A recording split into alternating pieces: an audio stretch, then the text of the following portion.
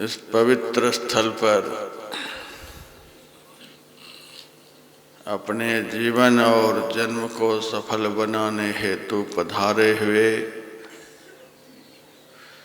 धर्म प्रेमी सज्जनों, माताओं तथा बहनों,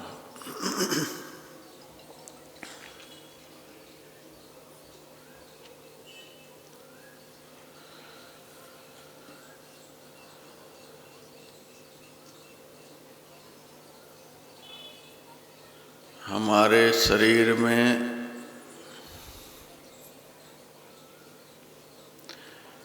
पांच कर्म की इंद्रियां हैं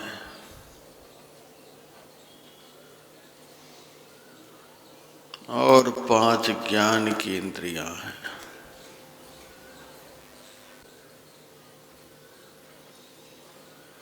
चार सूक्ष्म इंद्रियां भी हैं।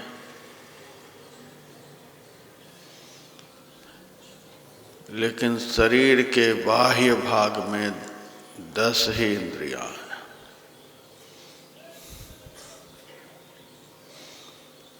अंदर की सूक्ष्म इंद्रियां ही शरीर के भीतर की 4 इंद्रियां ही शरीर के बाह्य भाग की 10 इंद्रियों को संचालित करती हैं, क्रियान्वित करती हैं।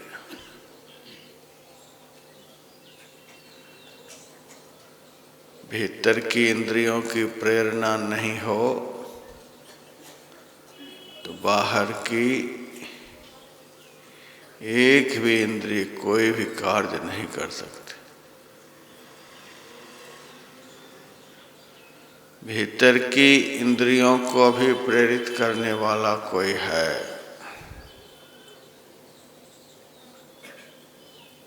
वह चेतन तत्व है।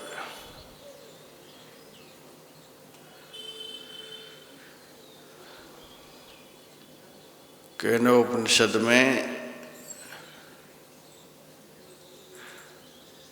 आचार्य से शिष्य पूछते हैं, केनेषितं पतति प्रेषितं मनः।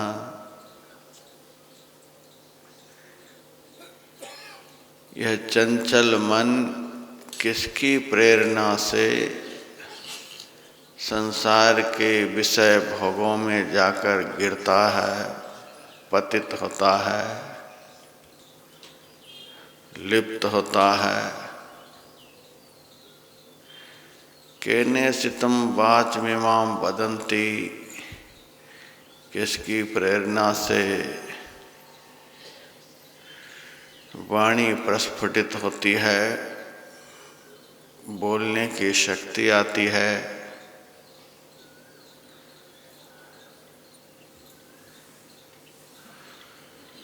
किसकी प्रेरणा से नासिका में सुगंध दुर्गंध ग्रहण करने की शक्ति आती है। किसकी प्रेरणा से आँख में देखने की शक्ति, कान में सुनने की शक्ति प्राप्त होती है।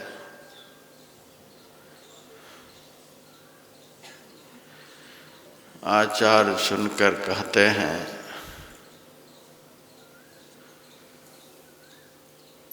वह नेत्र का भी नेत्र है, कान का भी कान है, घ्राण का भी घ्राण है,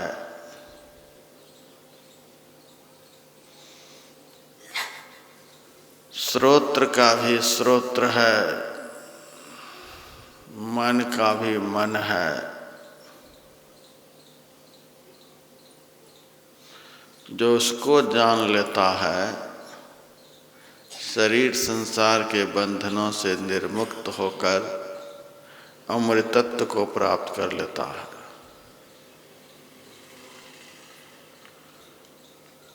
तो बाह्य इंद्रियों को अंदर की इंद्रियां चलाती हैं, अंदर की इंद्रियों को वह चेतन तत्व जो आत्मा है वह चलाता है। वही चेतन तत्व बाह्य दशेंद्रियों से संयुक्त शरीर रूपी रथ को गतिशील करता है। उसी चेतन तत्व को दशरथ कहा गया है। बाह्य दशेंद्रियों से युक्त इस शरीर रूपी रथ पर विराजमान होकर जो इसको संचालित करता है वही दशरथ है।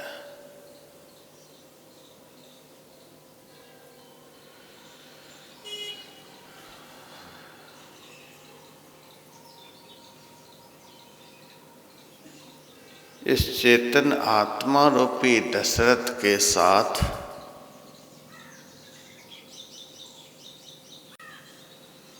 जब तीन शक्तियां काम करती हैं तब यह सही दिशा में शरीर रूपी रथ को ले जा पाता है। सही दिशा में जब शरीर रूपी रथ चलता है तो इससे उस चेतन तत्व को बड़ा दिव्य आनंद प्राप्त होता है। शरीर रूपी रथ जब विपरीत दिशा में चलने लग जाता तो इससे उस चेतन को बड़ा कष्ट का अनुभव होता है।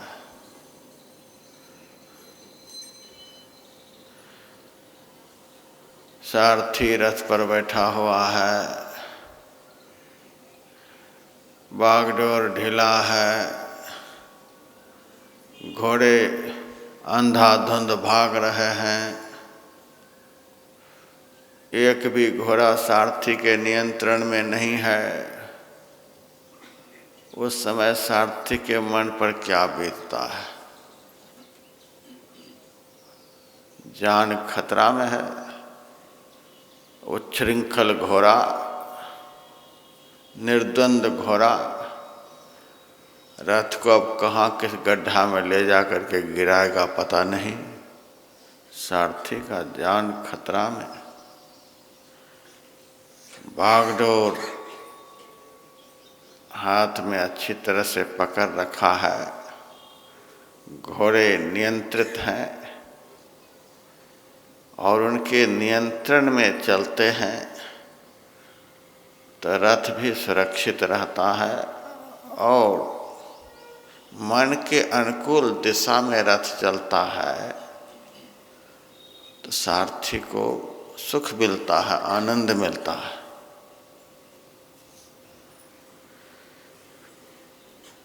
तीन शक्तियाँ क्या हैं?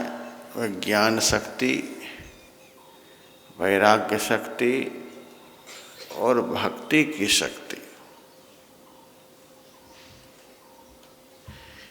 ये तीनों शक्तियाँ यदि चेतन के साथ संबद्ध होकर के रहे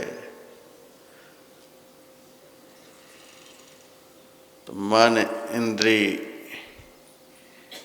रूप घोड़े का बागडोर स्वतः सुरक्षित हो जाएगा और इंद्रियां स्वतः उनके अनुशासन में सही दिशा की ओर चलने लग जाती है। शरीर भी सुरक्षित दिशा में चलता रहता है।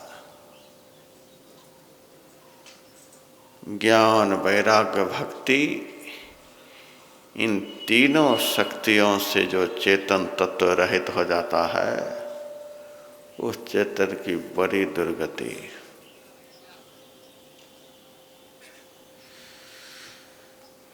कथा के रहस्य को भी समझते चलें। कथानक के माध्यम से रामायण की गहराई को बताने का प्रयास किया जा रहा है।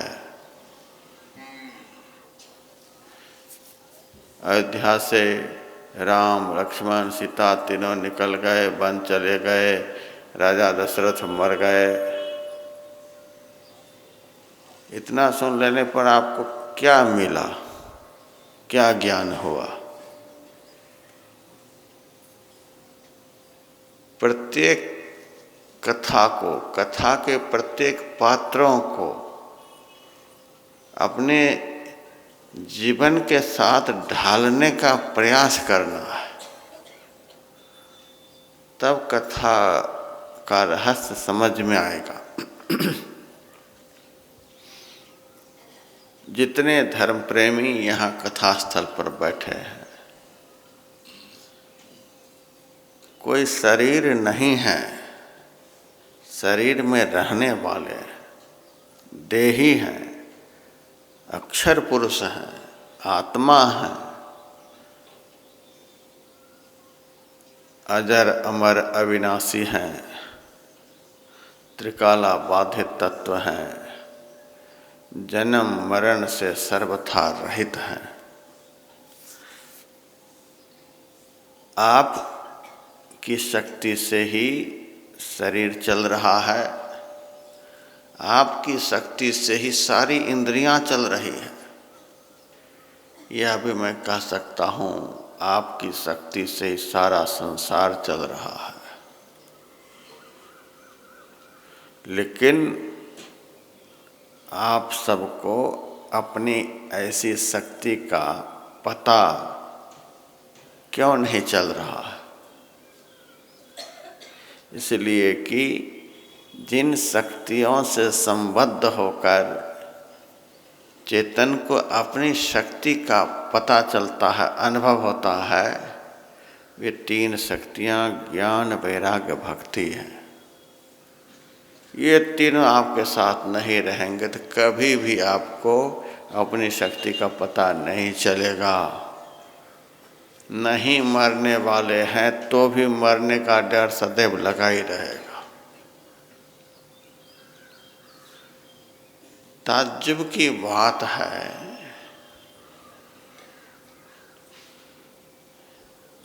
कोरोना के डर के मारे दुनिया की हालत खराब है। कोरोना कोई गाय है, भैंस है, घोड़ा गधा है, कोई आदमी है, कोई सांप बिच्छू है। अति सूक्ष्म वायरस है जिसको हम आँख से नहीं देखते, कोई यंत्र से भी नहीं दिखलाई देता है।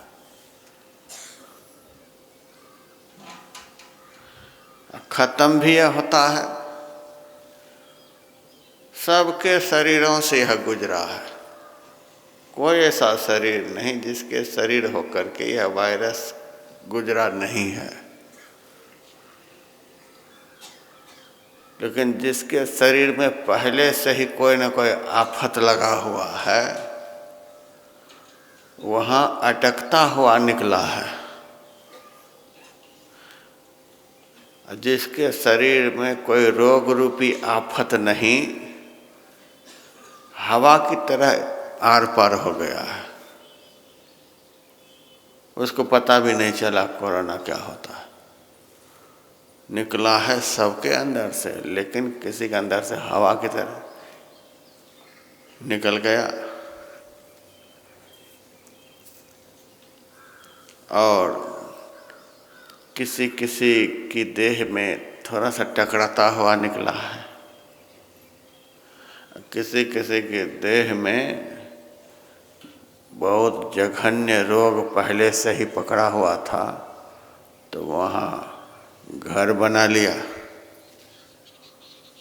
उसके शरीर रूपी घर को ले गया, ले भी जाएगा, ले भी जाना चाहिए।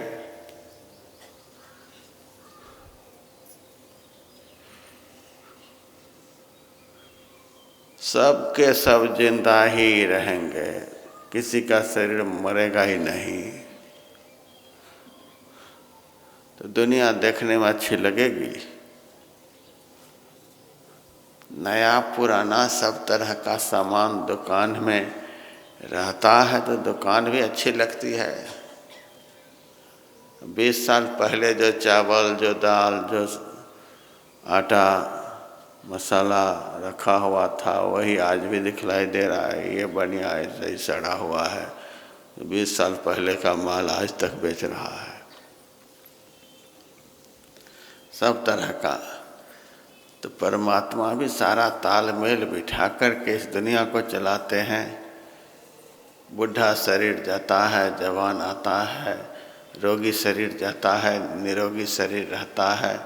जवान, बालक, वृद्ध, रोगी, निरोगी सब तरह का संसार में रहता है। तब संसार रूपी दुकान बढ़िया से चलती है। खाली बुढ़ा ही रहे, यही बुढ़ा जब मरता है तब कर्मानुसार बच्चा बन कर के आता है। खाली बुढ़ा ही बुढ़ा मैदान में रहे तो देखने में अच्छा लगेगा। शरीर को मरना भी चाहिए, शरीर को जन्मना भी चाहिए, शरीर को कुछ काल ठहरना भी चाहिए, शरीर को रोगी भी होना चाहिए, शरीर को निरोगी भी होना चाहिए। शरीर रोगी होगा तभी तो डर होगा, अब तो हम चले।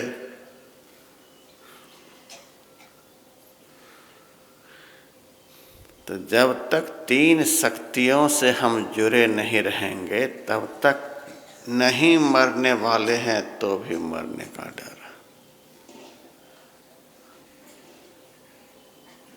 यह जीव तत्व इतना सूक्ष्म है, इतना सूक्ष्म है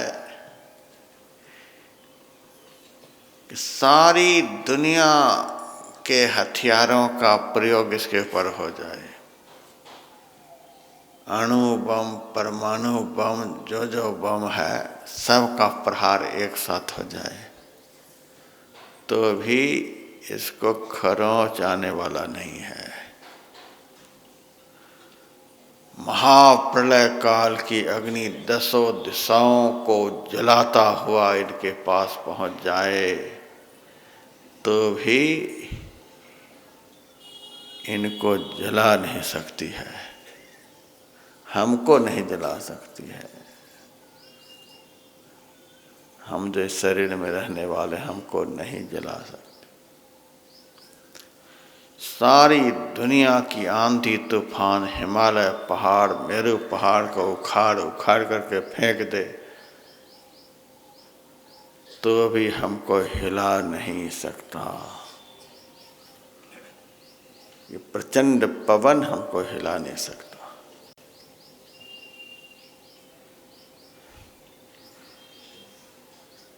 सातों समुद्र का जल एक साथ उमड़ता हुआ हमारे सामने पहुंच जाए तो भी हमको गीला नहीं कर सकता।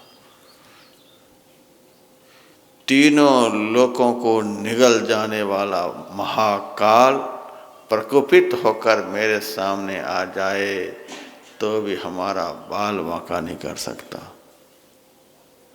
हम तो वह आत्म तत्व हैं। तम ज्ञात्वा अतिमुच्च धीरा परित्यासमाल्लोकात् मृता भवन्ति। तम ज्ञात्वा, आचार्य कहते उसको जानकर, अर्थात अपने आप को जानकर, शरीर संसार के सारे दुखों से निर्मुक्त होकर अपने अमृत स्वरूप को प्राप्त कर लेता है, परमात्म तत्व में जाकर विलीन हो जाता है। हम ऐसे हैं, लेकिन ज्ञान वैराग्य भक्ति से हीन होने के कारण हम अपनी शक्ति को समझ नहीं पा रहे हैं। हम क्या हैं, हमारे में क्या सामर्थ्य है, कुछ भी नहीं।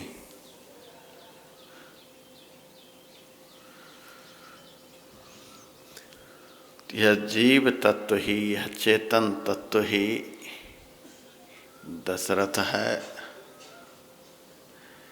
ज्ञान वैराग्य भक्ति ये तीनों ही राम, लक्ष्मण, सीता हैं। ये सब जब तक इस जीव के साथ रहे तब तक जीव को आनंद प्राप्त होता रहा।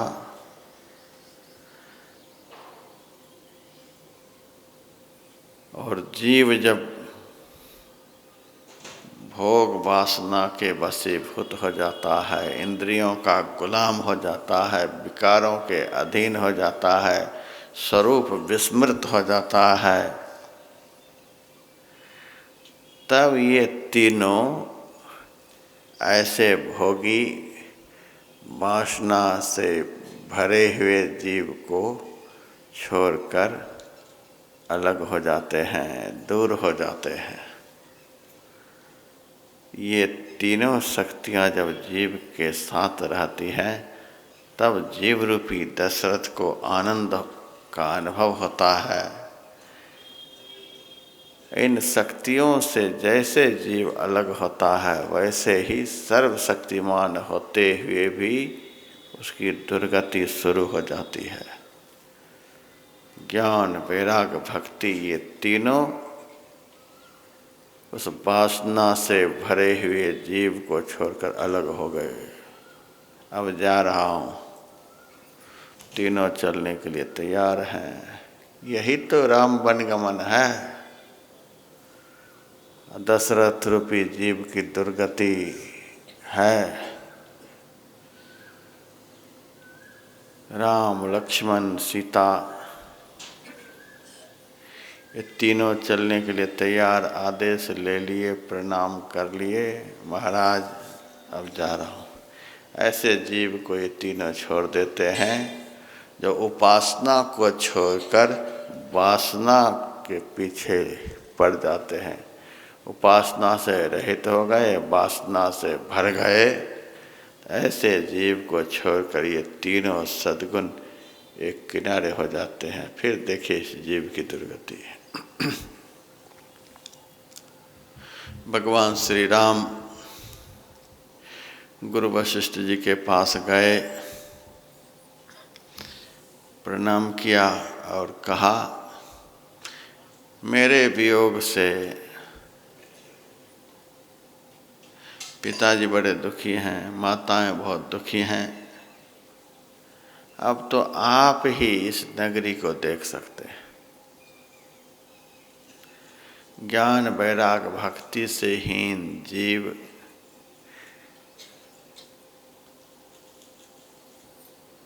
परमात्मीय समग्र सद्गुणों से रहित हो जाता है।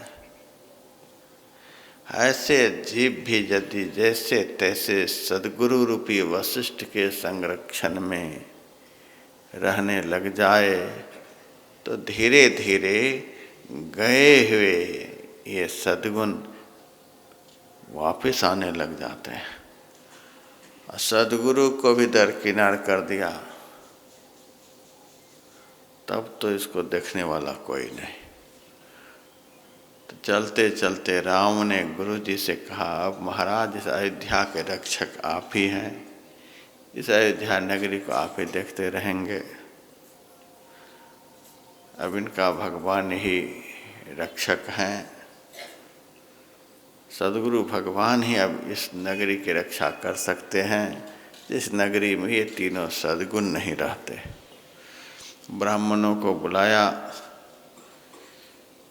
राम को ब्राह्मण से, ब्रह्मवेत्ता पुरुष से, संत सद्गुरु से बड़ा प्यार है। 14 साल के लिए राम अयोध्या से जा रहे हैं। तो 14 साल में जितना भोजन चाहिए ब्राह्मणों को, गुरुजनों को, पूर्ववासियों को, जितना वस्त्र चाहिए, जितना जो कुछ चाहिए, 14 साल के लिए सब कुछ सबको दे करके गांव के समस्त लोगों को समझा बुझा करके हमारा वही सब तरह से अपना होगा जिनके आचार विचार व्यवहार से हमारे माता पिता खुशी रहेंगे, प्रसन्न रहेंगे। सबको समझा बुझाकर 14 साल का सारा सामान सबको देकर अयोध्या नगरी को प्रणाम कर गांव से बाहर खड़े हो गए। महाराज दशरथ को होश आया, मूर्छा जगी, तीनों से रहित जीव की दशा देखी। मूर्छा कुछ जगी, होश आया, आंखें खुलती हैं, राम कहाँ, राम कहाँ, राम कहाँ। सुमंत जी को बुलाया, सुमंत राम कहाँ? कि राम कहाँ, नगर से बाहर खड़े हैं, वन की तरफ जाने के लिए तत्पर हैं। कि राम चक्रवर्ती सम्राट का प्राण प्रिय पुत्र है, वह अयोध्या से पैदल जाएगा? नहीं नहीं, खूब सुंदर रथ सजाओ, उस रथ पर सीता राम लक्ष्मण को बिठाओ और जंगल लेकर के जाओ, 4-5 दिन जंगल में घुमाओ, जंगल के दृश्यों को दिखलाओ, उसके बाद समझा बुझा करके लौटा करके ले आओ। राम सत्य संकल्प हैं, संभव है नहीं लौटे, और लक्ष्मण तो साक्षात वैराग्य की मूर्ति हैं, राम को छोड़कर अलग हो ही नहीं सकते। यदि किसी भी तरह से समझाने बुझाने पर सीता जी मान जाएं तो सीता जी को लौटा करके ले आना, कम से कम सीता भी वापस आ जाए। और सीता जी को पूरी स्वतंत्रता है, जब तक उनकी मर्जी हो तब तक अयोध्या में रहे, अयोध्या में मन नहीं लगे जनकपुर चला जाए, फिर जनकपुर से मेरे पास आ जाए, मेरे पास से जनकपुर, जैसे तैसे वो आ जाए। सीता जी भी लौट करके आ जाएंगी तो हमारे जीव को बड़ा भारी अवलंब मिल जाएगा, क्योंकि सीता भक्ति हैं। एक क्षण के लिए ज्ञान हमसे अलग हो जाए, वैराग्य हमारा शिथिल हो जाए, कम से कम भक्ति भी हमारे जीवन में रहे, तो भक्ति वह शक्ति है जिसके जीवन में रहने से धीरे धीरे ज्ञान और वैराग्य का समावेश उसके अंदर होने लग जाता है। एकमात्र भक्ति को भी जीव पकड़ करके रखे तो भी जीव को ऐसा सहारा मिलेगा, यह जीव कभी दुखी नहीं होगा। भक्ति तात अनुपम सुख मूला, राम कहते हैं हे भाई, भक्ति जो है वह अनुपम सुख की जड़ है। सारे सुख भक्ति से प्राप्त होते हैं, ज्ञान का सुख, वैराग्य का सुख, प्रेम का सुख, संसार का सुख, परमार्थ का सुख, जो भी सुख है सब भक्ति से ही उत्पन्न होता है। एक भक्ति को भी यह जीव पकड़ ले तो जीव को बहुत बड़ा सहारा मिल जाएगा। ज्ञान वैराग्य तो भक्ति का पुत्र है, जहाँ भक्ति रहेगी वहाँ ज्ञान वैराग्य रहेगा ही। एक क्षण के लिए भी भक्ति को छोड़कर ज्ञान वैराग्य रह नहीं सकता है। तो राजा दशरथ कहते हैं कम से कम सीता जी को लौटा करके ले आना, समझा बुझा करके जैसे भी हो।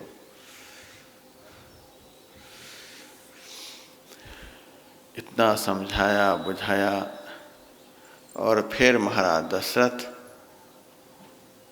मूर्छित हो गए, राम राम कहते हुए बेहोश हो गए। सुमंत जी रथ को सजाकर नगर से बाहर निकले, जहाँ सीता राम लक्ष्मण विराजमान हैं। बड़े आदर के साथ राम से कहा कि पिताजी ने यह रथ लेकर के भेजा है, इस रथ पर आप विराजिए। पैदल जाने के लिए आपको आदेश नहीं है, पिता की आज्ञा है, तो पिता की आज्ञा से तो जा ही रहे हैं। अब पिता जिस तरह से भेजें, रथ भेजे हैं तो कोई बात नहीं, रथ पर बैठते हैं। साधारण पुत्र होता तो कह देता एक तरफ जंगल भी भेज रहे हैं और दूसरी तरफ रथ भेज रहे हैं कि जल्दी से जंगल पहुंच जाओ।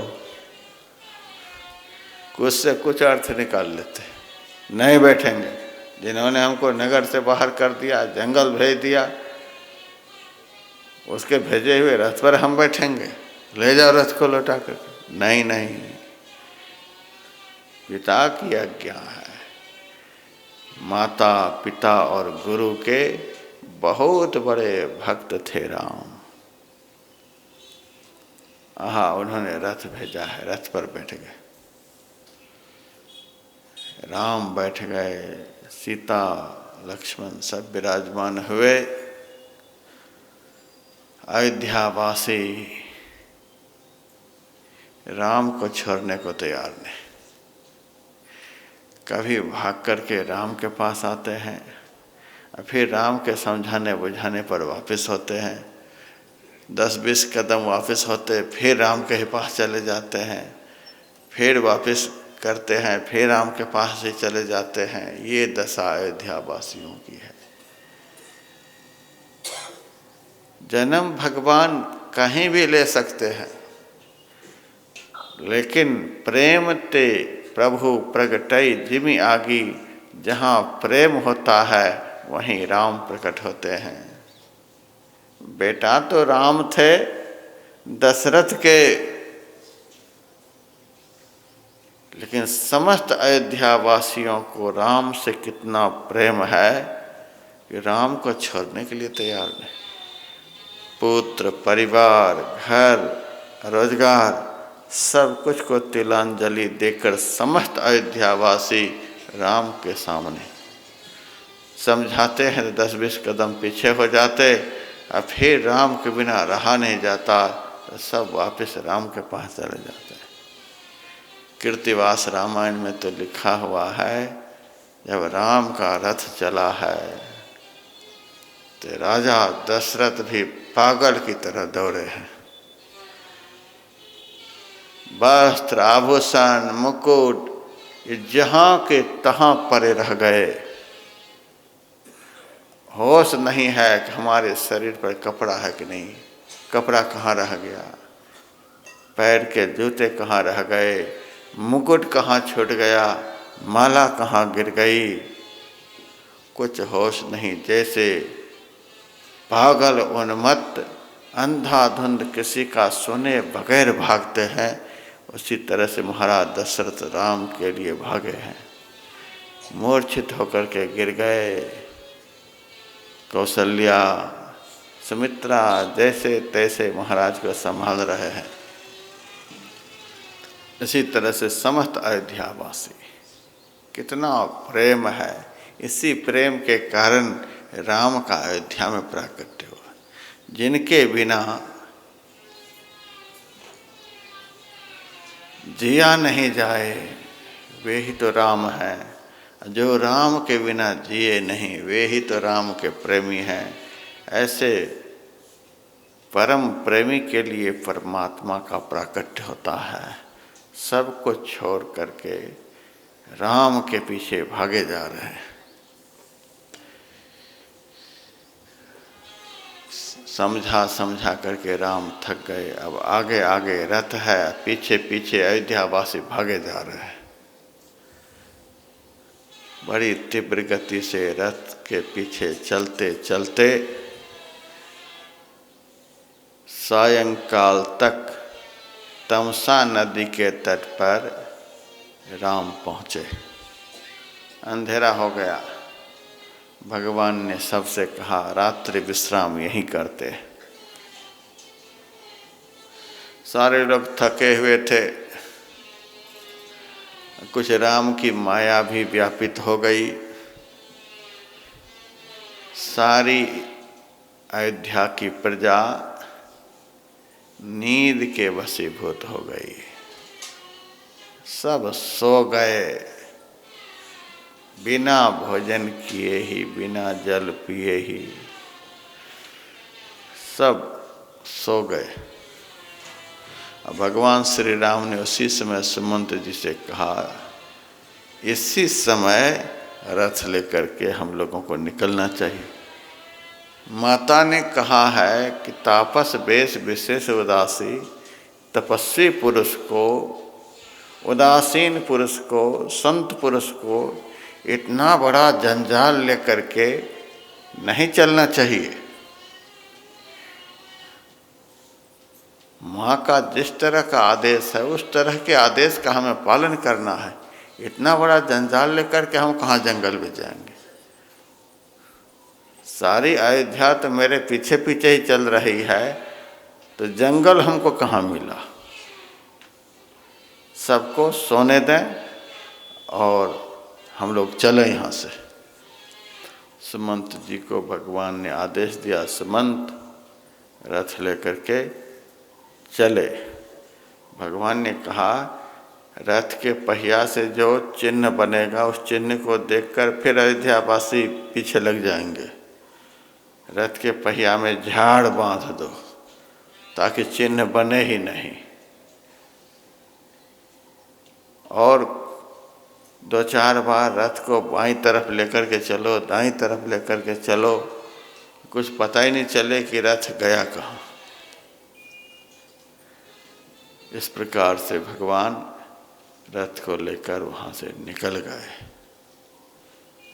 बहुत देर के बाद अयोध्या वासियों की नींद टूटी। आँखें खुलती हैं, देखते हैं रथ गायब, राम गायब। हाय हाय, महा अनर्थ हो गया। निंदहि नींद सराहहि मीना, धिग जीवन रघुवंश विहीना।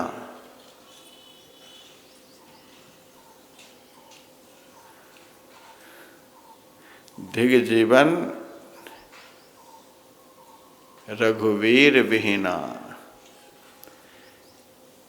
नींद की निंदा कर रहे हैं अयोध्यावासी।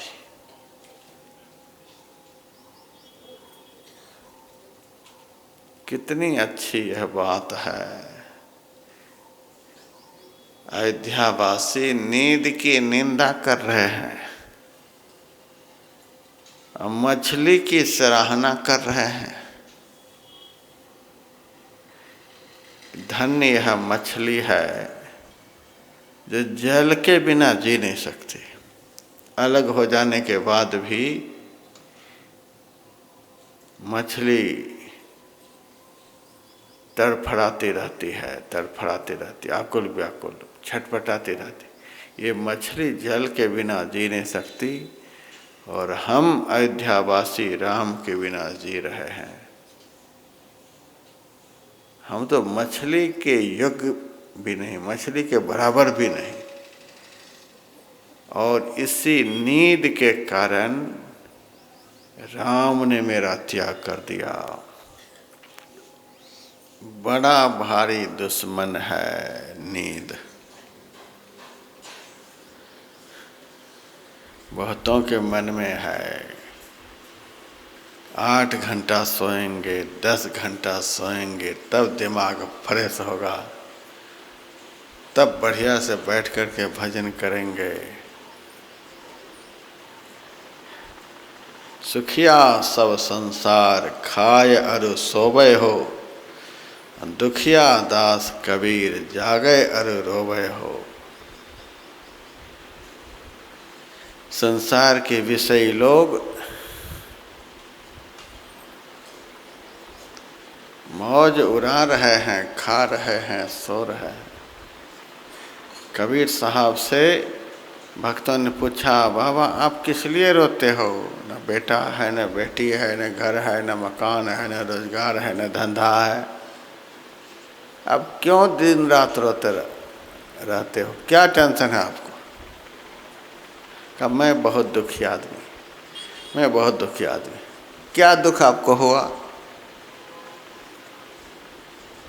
आप तो फकीर हैं, आपको क्या दुख है? बड़ा भारी दुख है। तो हम लोग तो महाराज दुनिया भर के जंजाल हैं तो भी नहीं रोते हैं, और आपके पास कुछ नहीं, आप रोते रहते हो। इसी पर कबीर साहब ने कहा था, सुखिया सब संसार खाए अर सोवे हो, दुखिया दास कबीर जागे अर रोवे हो।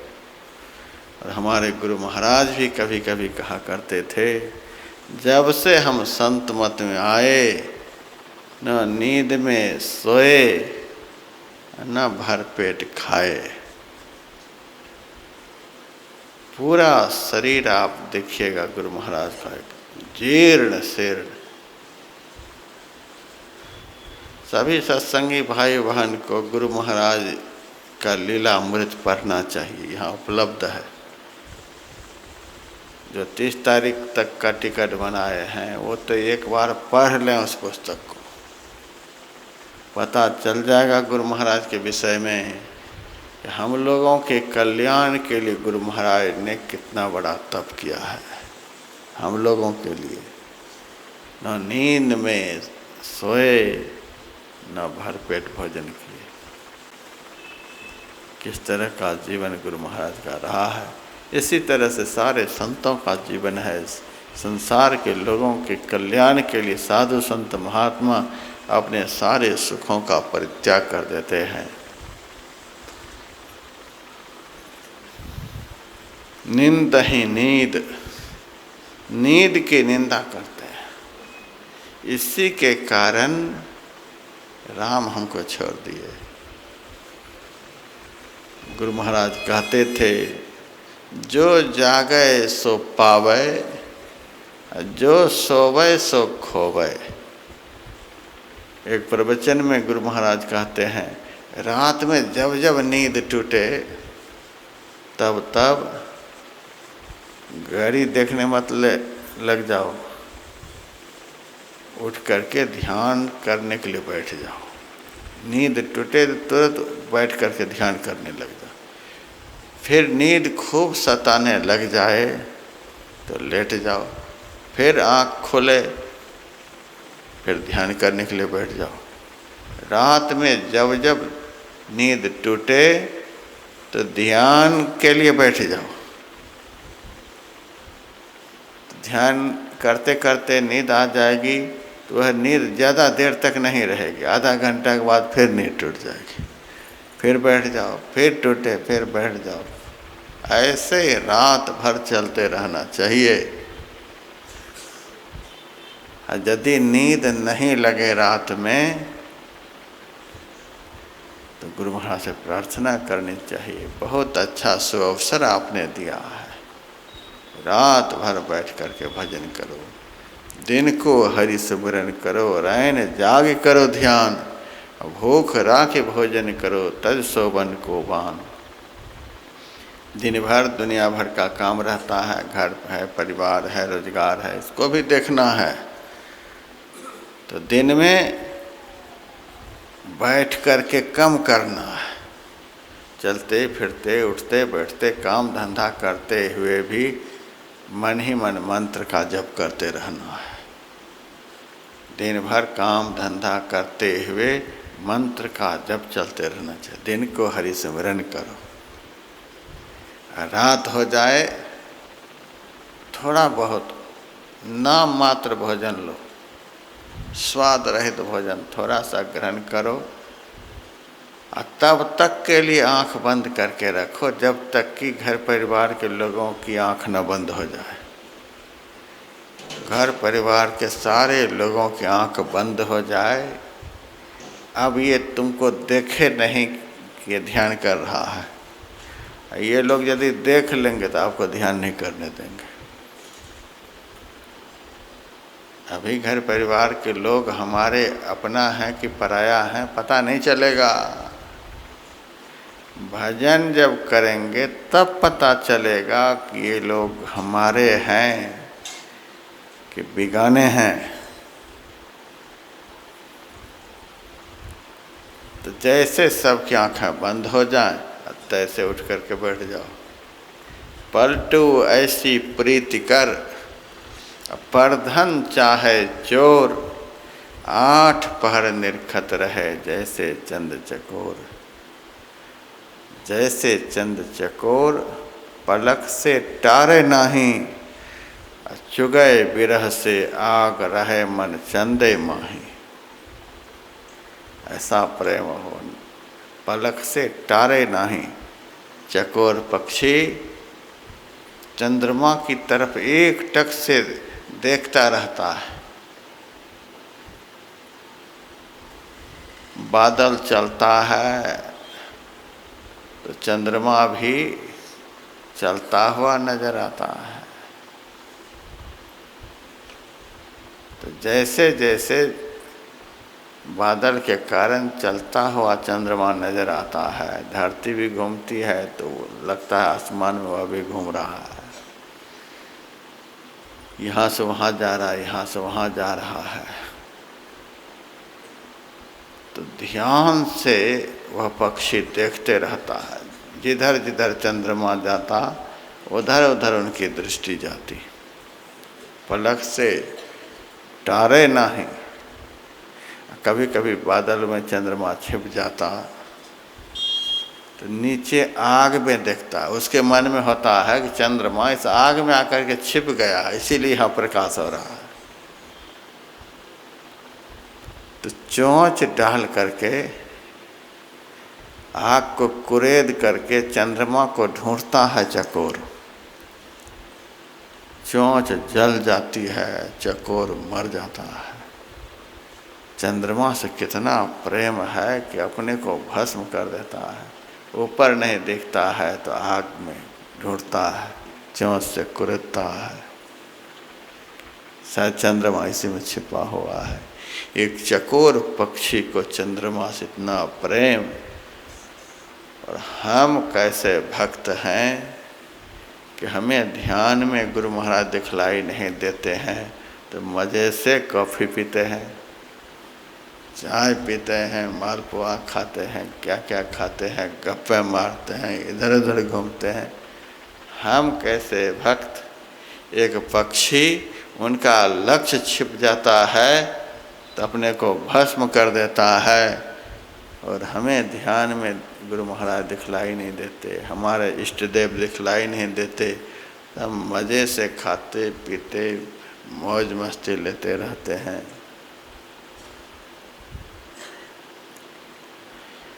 एकाध भक्त तो ऐसा भी हमें मिला है, क्या कहा जाए। अखंड जब चल रहा था, संजोग से एक भक्त अखंड जप में भाग लिया, गुरु महाराज की दया हो गई। जब 1 घंटा जप करके वह घर गया तो जाप छूटे नहीं, जाप छूटे नहीं। और जाप छूटेगा नहीं तो नींद कैसे आएगी। अब सोने के चक्कर में वह चाहता है कि जाप छूट जाए तो मैं सोऊं, जाप छूट जाए तो मैं सोऊं। बुद्धि पर पत्थर पड़ा हुआ आदमी। गुरु महाराज की दया हो गई, इसीलिए जब अनवरत रूप से चल रहा है तो वह चाहता है जाप बंद हो जाए तो मैं सो जाऊं। फोन आया 12 बजे रात में मेरे पास, महाराज मेरे पर दया करो, बचाओ। क्या हो गया? काल आ गया? काल नहीं आ गया, जाप आ गया है, जाप जाता ही नहीं हमसे।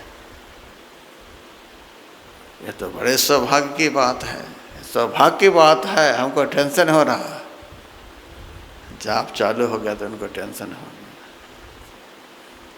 गया। वही फिर मेरे पास आकर यह भी कहेगा कि बाबा आशीर्वाद दो, हमसे भक्ति हो, हमसे भक्ति हो। अब भक्ति यदि गुरु महाराज चालू कर देते हैं तो टेंशन हो जाता है। अब देखिए कैसा कैसा भक्त है।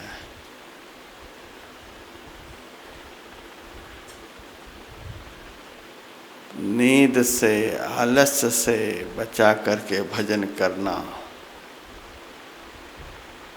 देख रहे हैं जैसे नींद में अयोध्यावासी गए कि राम गए, रात रात भर बिस्तर को छोड़ने का नाम नहीं लेता। वो चाहता है ध्यान में कुछ पाने के लिए, वो चाहता है ज्ञान प्राप्त करने के लिए, वो चाहता है अपने अंदर के वैराग्य को स्थिर करने के लिए, वो चाहता है साधुता की रक्षा करने के लिए। रात भर बिस्तर छोड़ने का नाम नहीं, जगाने पर भी नहीं जगते। न कबहु मति जागी, बुद्धि कभी जागृत होती नहीं, वह जगता ही नहीं। तो राम गए, इस कथा से क्या हम लोगों को ज्ञान मिलता है? सोए तो भजन से गए,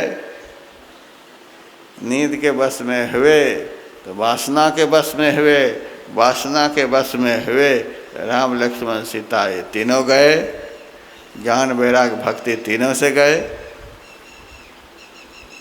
नींद के बसीभूत सब हो गए, भगवान श्री राम रथ लेकर के निकल गए। अब सबकी आंखें खुलती हैं, छटपटा रहे, अब क्या करें? रथ के चिन्ह को देखकर आगे बढ़ते हैं, आगे चिन्ह ही गायब है।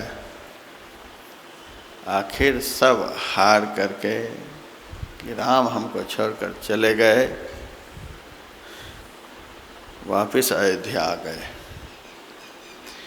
और समस्त अयोध्या वासियों ने यह संकल्प ले लिया कि जिस नींद के कारण राम आज हमारे सामने से चले गए, राम ने हमको छोड़ दिया, इस पापी निद्रा को अब आँख में समाने नहीं देंगे।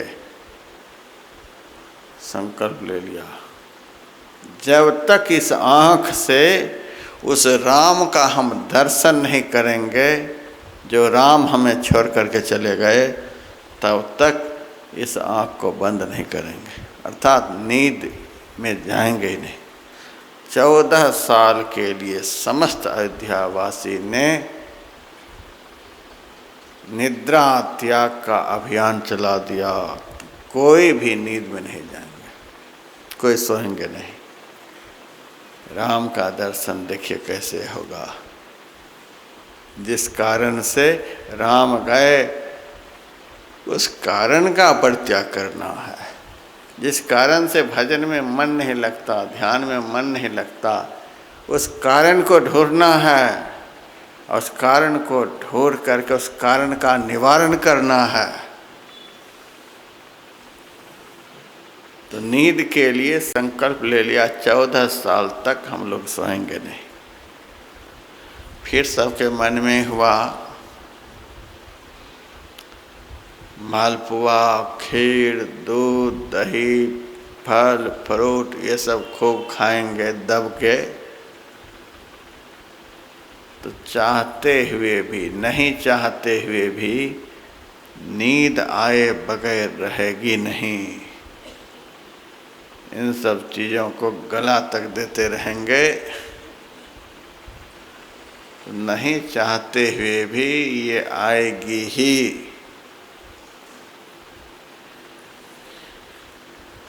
इसीलिए सभी अयोध्यावासियों ने अब दूसरा संकल्प लिया कि जब तक राम का दर्शन नहीं तब तक हम लोग भोजन नहीं करेंगे। 14 साल तक भोजन नहीं करेंगे।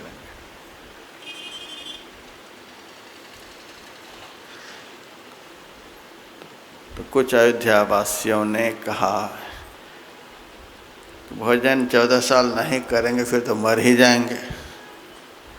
अब मर गए तो 14 साल के बाद दर्शन कौन करेगा? शरीर को रखना भी है, मरने नहीं देना है। ऐसा खाना है, इतना खाना है कि शरीर मरे नहीं, न मरे न जिए, केवल इसमें प्राण रहे, ताकि 14 साल के बाद प्राणपति का दर्शन हो जाए। उनका दर्शन होने के बाद फिर यह शरीर मर भी जाए कोई बात नहीं। 14 साल तक शरीर को ऐसे रखना है कि न जीने के लायक रहे न मरने के लायक रहे, ऐसा बना कर। तो सारे अयोध्यावासी राम के दर्शन के लिए यह संकल्प लिया कि 24 घंटे में एक बार थोड़ा सा फलाहार लेंगे, जिससे शरीर रह जाए। फल जो होता है वह सतोगुणी होता है। दूध, दही, घी आदि से बना हुआ पदार्थ जो होता है वह रजोगुणी होता है। खूब औटाया हुआ दूध है, भैंस का दूध है, लहसुन है, प्याज है, सब डला हुआ है, दुनिया भर का मिर्च मसाला भरा हुआ है, कटु है, लवण युक्त है, बहुत देर में हजम होने वाला है, इस तरह का पदार्थ तमोगुणी होता है। तो तमोगुणी पदार्थ को ग्रहण करने से मन अंदर में मारकाट मचाता है, नींद आलस्य को पैदा करता है। रजोगुणी भोजन मन को चंचल करता है और सत्वगुणी भोजन मन में सत्व गुण का संचार कर भजन में लगाता है। तो 24 घंटा में एक बार शुद्ध पवित्र सच्चाई और ईमानदारी से कमाया हुआ अपने पैसे का फल अल्प मात्रा में ग्रहण करना है। भजन पर बैठने का नियम ले लिया, सोना तो छोड़ ही दिया, फलाहार अल्प मात्रा में एक बार।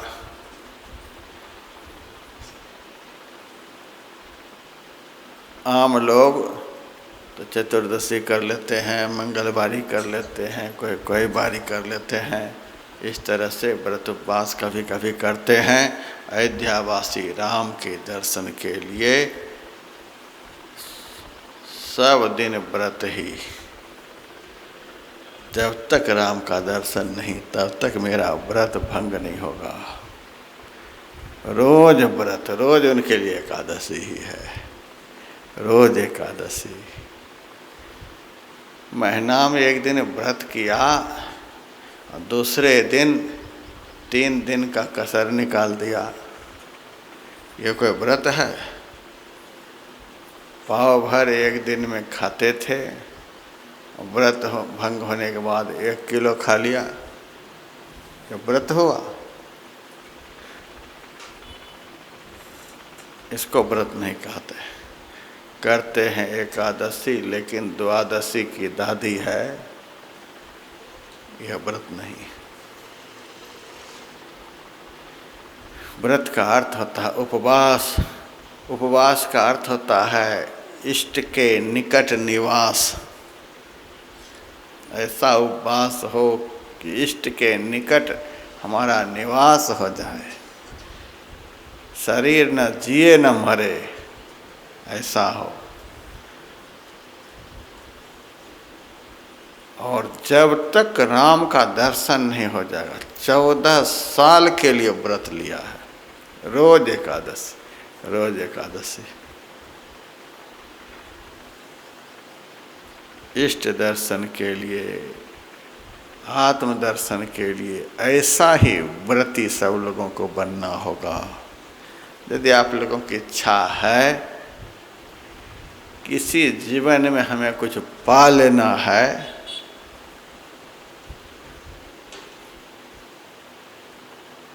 तो अयोध्या वासियों की तरह व्रती हो जाना होगा। इसी तरह का संकल्प। हमारी तो उम्मीद है कि 14 साल में अयोध्या वासियों को राम का दर्शन हुआ है। इस तरह का व्रत यदि आप लोग चला लेंगे तो आप लोगों को भी हृदय रूपी अयोध्या में गुरु जी का दर्शन हो जाएगा। 14 साल कम से कम इस तरह का व्रत हो। यदि दर्शन नहीं हो तो मेरे से आकर के बातचीत कर सकते हैं, मुझे उलाहना दे सकते हैं, आपके कारण मर गए महाराज, फिर भी कुछ हाथ नहीं लगा, आपकी बात मान करके हमारी दुर्गति हो गई। तब आप शिकायत कर सकते हैं, तब आकर के उलाहना दे सकते हैं, तब आप गुरु महाराज के लिए कह सकते हैं मेरे पर कृपा नहीं, कृपा नहीं।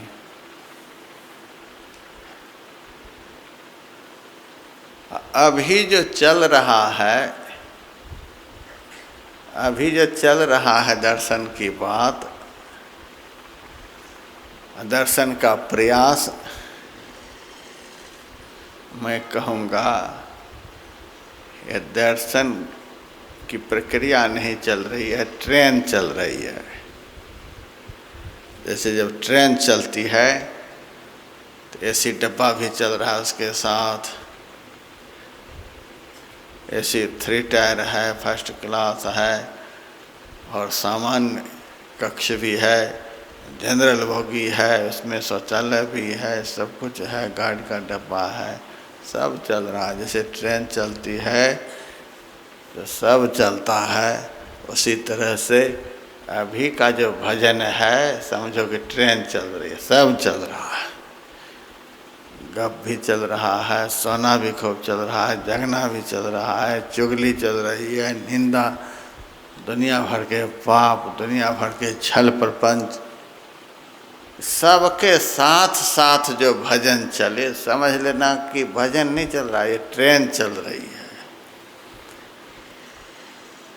तो ट्रेन से मुरादाबाद पहुंच जाओगे, और कहाँ पहुंचोगे?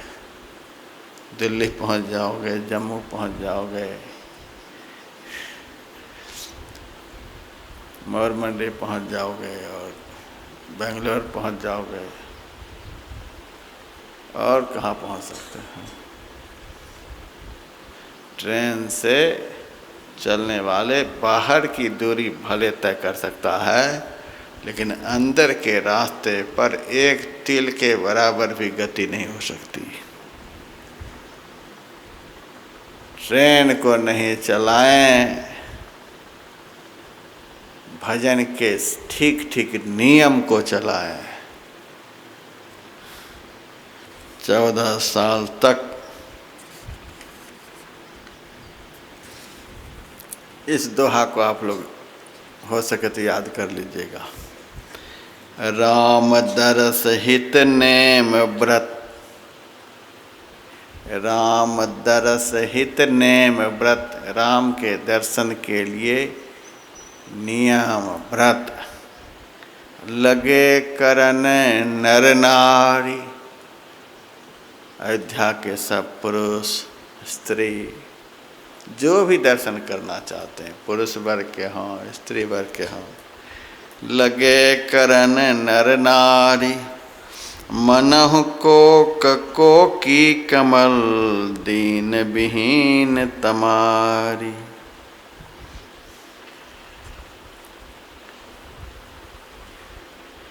जब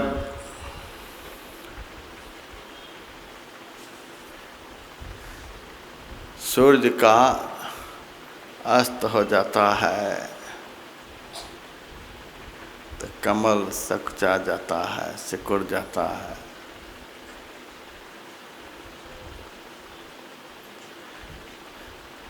और जब सूर्य का उदय हो जाता है तब कुमुदनी फूल सकुचा जाता है। कुमुदनी खिलती है चंद्रमा के उदय से। तो जैसे सूर्य के उदय होने पर कुमुदनी फूल मुरझा जाती है, मुरझा जाता है, उसी तरह से हम लोगों का दिल उस मालिक के बिना, राम रूपी चंद्रमा के बिना मुरझा जाए, आकुल व्याकुल हो जाए।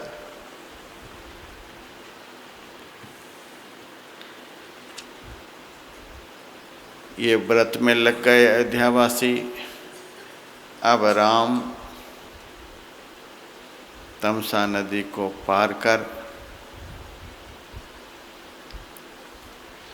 श्रृंगवेरपुर पहुंचे।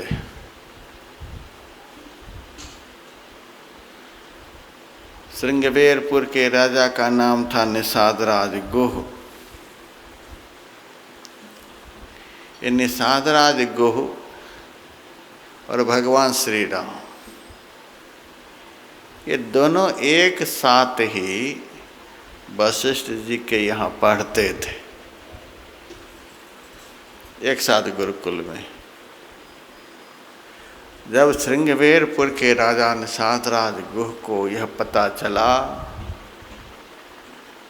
कि हमारे राम रथ पर सवार होकर श्रृंगवेरपुर के बाहर आए हुए हैं, अपने मित्र को देखने के लिए आकुल व्याकुल होकर दौड़े, गले से लगाया राम को। राम ने भी हृदय से लगाया और निषाद ने कहा कि राम तुम कहाँ जा रहे हो? इस हालत में वल्कल वस्त्र धारण किए हुए हो, तुम तो राजकुमार हो, इस भेष में कहाँ जा रहे हो? तो राम ने कहा माता पिता की आज्ञा से वन में जा रहा हूँ। कितने दिनों के लिए? कहा 14 साल के लिए। तुम्हारे माता पिता ने तुमको 14 साल के लिए वन भेज दिया है, लेकिन मैं नहीं आपको वन जाने दूंगा। मैं श्रृंगवेरपुर का राजा हूँ, मैं आपके चरणों की सेवा करूंगा, अथवा इस रथ पर बैठ करके मैं जंगल जाऊंगा। आप 14 साल तक श्रृंगवेरपुर का राज्य करें, आप यहाँ का राजा बन जाए। भगवान राम ने कहा नहीं नहीं, माँ का वचन है, तापस वेश विशेष उदासी, 14 वर्ष राम वनवासी। फिर माँ की आज्ञा का पालन कहाँ हुआ? पिता की आज्ञा का पालन कहाँ हुआ? एक राज को छोड़कर दूसरे राज में घुस गए, तो फिर आज्ञा का पालन कहाँ? मेरा संकल्प है कि 14 साल तक किसी नगर शहर में मैं पैर नहीं रखूंगा। ये है साधु का संकल्प। ऐसा साधु होना चाहिए। संपूर्ण विश्व में राम राज्य की स्थापना करने के लिए इतना बड़ा त्याग चाहिए। देखिए राम कैसे हैं, किसी नगर शहर में पैर नहीं रखेंगे।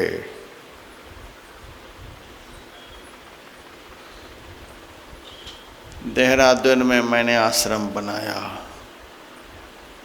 जिन भक्त ने जगह दान में दिया, उनसे मैंने कहा था ऐसी जगह मेरे लिए ढूंढना कि मेरे पास कोई जाए नहीं। बड़ा एकांत स्थान ढूंढा गया था। मैं वहाँ रहने लगा, कोई जाने को तैयार नहीं, कोई रहने को तैयार नहीं।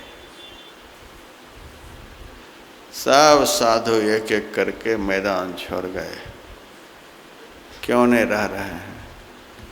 यहाँ अखबार आता ही नहीं है, आपका आश्रम में मोबाइल काम करता ही नहीं है,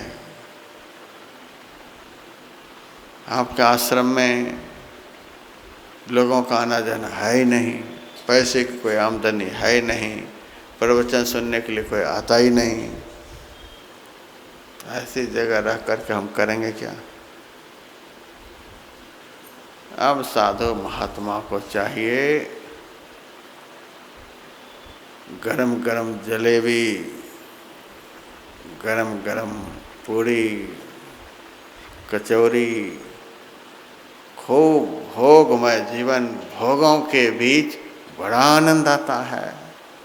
प्रपंच के बीच महात्मा का मन खूब लगता है। जहाँ इस तरह का वातावरण, एक ठो लड़का जैसे तैसे देहरादून में है, आप जाकर के देखिएगा, महात्मा का मन ही नहीं लगता है। चक्रवर्ती सम्राट का बेटा राम राज्य देने के लिए निषाद राज गुह हाथ जोड़ करके खड़ा है और कहते हैं नहीं,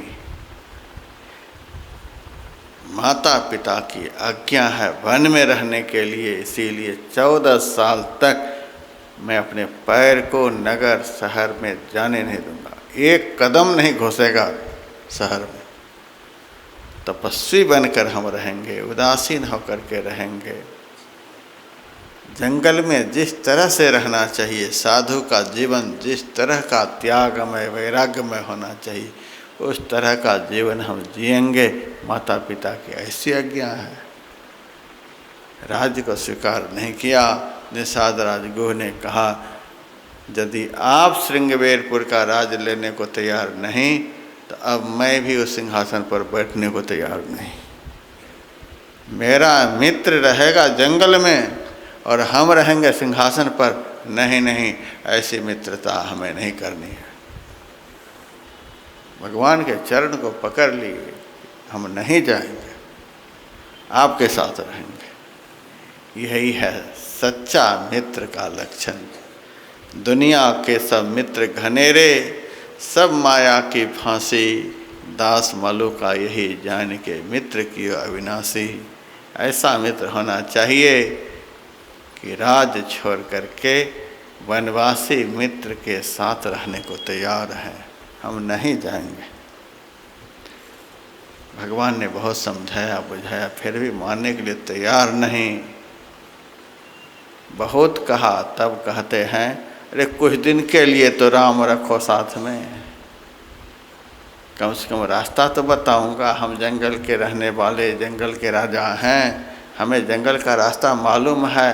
तो हमारा मित्र कहीं भटक जाएगा, इधर उधर हो जाएगा, हमें पाप लगेगा। रास्ता बतलाकर सही ठौर ठिकाना पर ठहरा कर फिर मैं श्रृंगवेरपुर आ जाऊंगा। चलो कोई बात नहीं।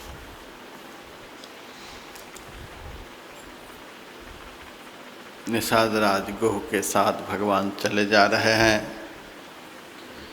आगे श्रृंगवेरपुर जहाँ समाप्त होता है, वहीं गंगा नदी बह रही है। गंगा के किनारे भगवान ठहरे। एक शीशम का पेड़ था, संध्या काल हो गया था। निषाद राजगुह ने राम और सीता को विश्राम करने के लिए सूखे पत्ते, सूखी घास नीचे बिछा दिए। दूध के फेन के समान सैया पर शयन करने वाले सीताराम आज सूखी घास, सूखे पत्ते, उसके ऊपर कुछ भी बिछाने को नहीं है। इस कथा से हम लोगों को कुछ ज्ञान सीखना चाहिए। सूरदास जी महाराज ज्ञान दे रहे, सब दिन होत न एक समान। यह कोई मत समझना कि सब दिन ऐसा ही चलेगा। कोरोना जो बीच में आया है, लोगों के दिमाग को ठिकाने लगाने के लिए आया है। नहीं तो लोगों के मन में होता था सब दिन ऐसा ही चलेगा, खूब खाएंगे पिएंगे, मौज उड़ाएंगे, फैक्ट्री चलाएंगे, कंपनी जोतेंगे, मन मर्जी जहाँ तहाँ घूमेंगे,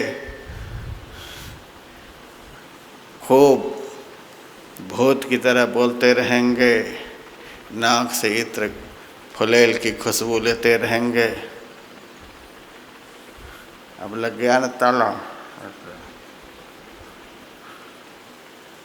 सबको ताला लग गया, सबका मुंह बंद कर दिया कोरोना ने। बोलो कम आओ, जाप करो ज़्यादा, रामायण का पाठ करो, गीता का पाठ करो, नासिका से भगवत प्रसाद की सुगंध ग्रहण करो। इत्र फुलेल को छोड़ो। कर दिया ना कोरोना ने सब कुछ बंद, घूमना बंद कर दिया, फिरना बंद कर दिया, इधर उधर जाना बंद कर दिया। जब मर्जी तब ट्रेन पकड़ लेते थे, जब मर्जी तब प्लेन पकड़ लेते थे। अब कितना टेस्ट होने लग गया, ये मर्जी खत्म हो गई। सब दिन होत न एक समान, ऐसा ही नहीं चलेगा सब दिन। एक दिन राजा हरिश्चंद्र गृह संपत्ति मेरु समान, एक दिन जाय स्वपच गृह सेवत, अंबर हरत मसान, सब दिन होत न एक समान। एक दिन राजा राज युधिष्ठिर अनुचर श्री भगवान सेवा में रहते थे। भगवान कृष्ण पत्तल उठाते थे, रथ चलाते थे। एक दिन द्रौपदी नग्न होती है, चीर दुशासन तान, सब दिन होतन एक समान। एक दिन सीता रुदन करती है, महा विपिन उद्यान। एक दिन रामचंद्र मिले दो, विचरत पुष्प विमान, सब दिन होतन एक समान।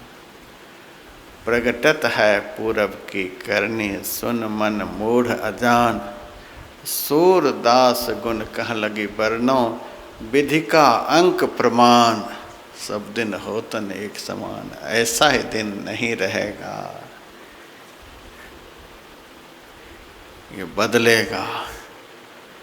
यदि कोरोना का संक्रमण काल भी आया है तो सब दिन होतन एक समान, यह भी सब दिन नहीं रहेगा, यह भी बदलेगा। फिर कुछ दिन के बाद फिर और कोई वायरस आ जाएगा, वह इससे भी ज़्यादा खतरनाक होगा। 10-20 साल के बाद उससे भी खतरनाक आएगा, 25-50 साल के बाद उससे भी खतरनाक आएगा। इससे पिंड छूटने को नहीं है, इसीलिए अब सावधान हो जाओ। इन विकारों से, इन वायरसों से पिंड छूटने वाला नहीं। कलयुग की आयु बढ़ती जाएगी, रोग व्याधि विपत्ति दुश्मन शत्रु ये सब संसार में बढ़ते चले जाएंगे। अभी तो कुछ भी नहीं हुआ है, माँ की गोद में कलयुग खेल रहा है। अभी तो मुश्किल से 5200 वर्ष बीत रहा है कलयुग को। 4,32,000 वर्ष कलयुग की आयु है। कथा सुन लेंगे बैठ करके, अखंड जाप कर लेंगे बैठ करके, साधु महात्माओं का दर्शन कर लेंगे जा करके, पूरा लॉकडाउन लग जाएगा।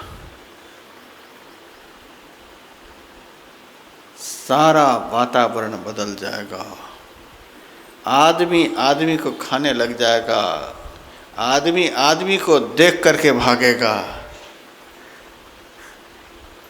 अभी तो थोड़ी सी तेज धूप होती है तो पंडाल में आ जाते हैं, कहीं धूप ज़्यादा न लग जाए। यहाँ से भी खिसक करके भोजनालय में चले जाते हैं, अपने अपने कमरा में चले जाते हैं। ऐसा दिन रहेगा, इतना सूरज तपेगा, इतना सूरज तपेगा कि कहीं भी शांति नहीं मिलेगी।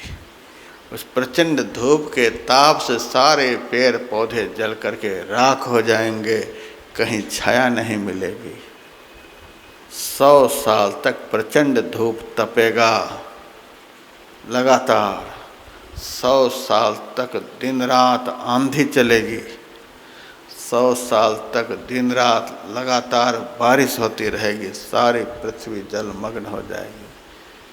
कई कई किलोमीटर पर एकाध जलता हुआ दीपक नजर आएगा। उस घर में मुश्किल से एकाध आदमी मिलेगा। आदमी आदमी को नहीं देख पाएगा, कहाँ कहाँ एकाध आदमी दिखेगा। ऐसा दिन आने वाला है। कोरोना से भी घबरा रहे हैं, दिन तो ऐसा ऐसा आने वाला है, सब दिन होतन एक समान। दूध के फेन के समान सैया पर विश्राम करने वाले सीताराम, चक्रवर्ती सम्राट के घर प्रकट हुए हैं सीताराम। ऐसा वैभव से संपन्न अयोध्या नगर था, उस नगर का मालिक था सीताराम। लेकिन सब दिन होतन एक समान। आज घास और पत्ते के ऊपर एक बोरी भी बिछाने को नहीं है।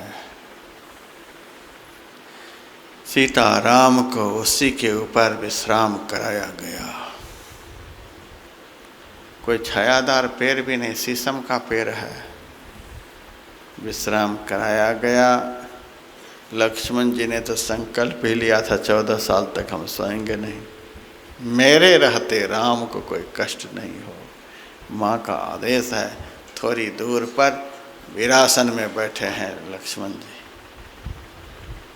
कि जंगल का वातावरण है, कोई जीव जंतु का आक्रमण न हो जाए। तो ये बैठ गए वीरासन में। तो श्रृंगबेरपुर का राजा भी उनके बगल में वीरासन में बैठ गए। निषाद राज गुह और लक्ष्मण एक साथ दूरी बना करके बैठे हैं, धनुष पर बाण चढ़ाए हुए हैं, कोई जीव जंतु आए नहीं। उसी समय निषाद राज गुह की दृष्टि पड़ी राम की ओर। घास पत्ते,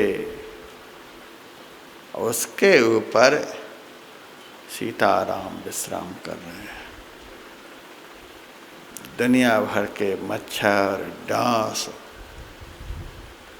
कीट पतंग, जंगल का वातावरण है, सब भरा हुआ है कि वैसे हाथ चलाते कि वैसे हाथ चलाते करें।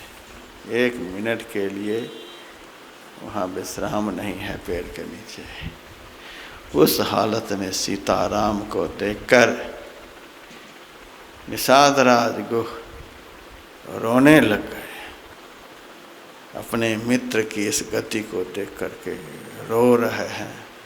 और लक्ष्मण जी से कहते हैं, कैकेयी नंदन मंदमती, कठिन कुटिल पन कीन, जही रघुनायक जानकी ही, सुख अवसर दुख दीन।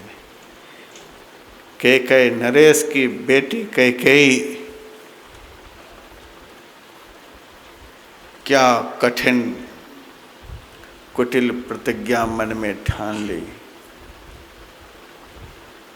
जो सुख की घड़ी में सीताराम को इतना बड़ा दुख दे दिया, यह अच्छा नहीं किया कैकेयी ने।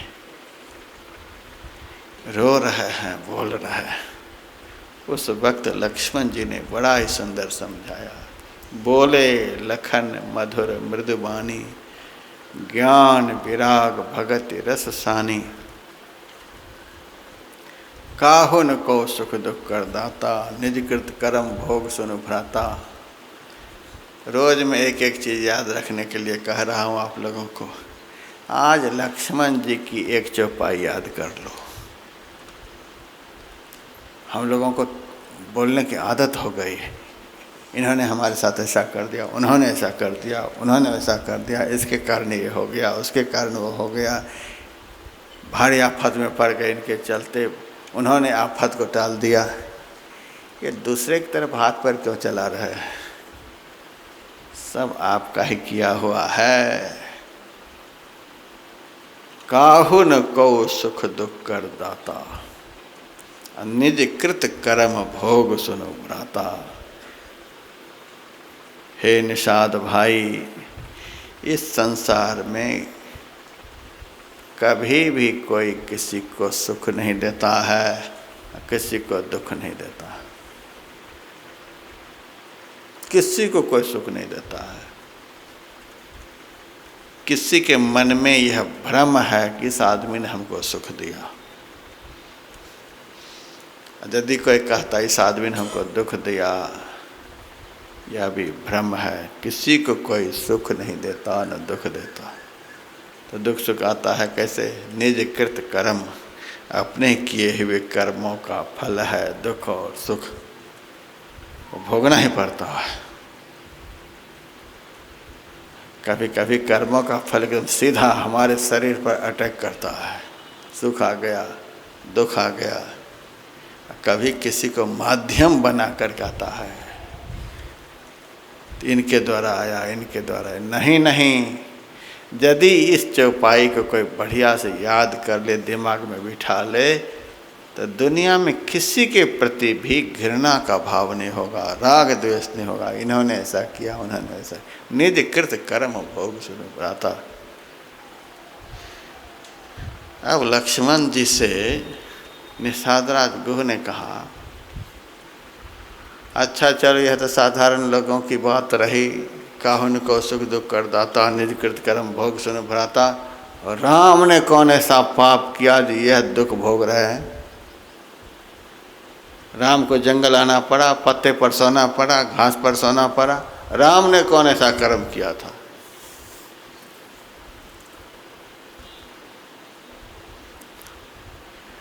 तो लक्ष्मण जी कहते हैं,